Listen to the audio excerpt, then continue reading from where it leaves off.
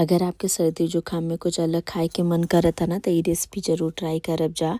ये जो भी सब्जी आपके बाटे पास में वो ले ले जा। और हमने की प्रोटीन खातिर एजा हम ले ले बानी पनीर। आप चाहे तो चिकन भी ले सकीला। बटर गरम करके ओमा डाले के लहसुन प्याज और एके थोड़ी देर हमने के भूने के। जब तक प्याज भुना था ओकरी बाद डाले के हमने के एजा कॉर्न मकई और गाजर एके भी हमने के 2 से 3 मिनट तक भूने के।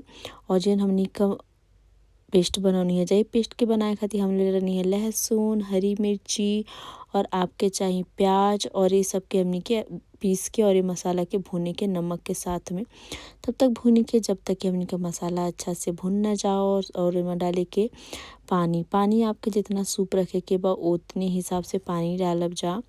और ओकरी बाद हमने के एजा सब्जी में हम डालनी है सग्गा लहसुन प्याज और एजा डालनी है हम शिमला मिर्च पालक और पनीर। ये सब के हमने के 3 से 4 मिनट तक धीमे आंच पे पकावे के जब तक कि थोड़ा सब्जी गाजर पक ना जाओ।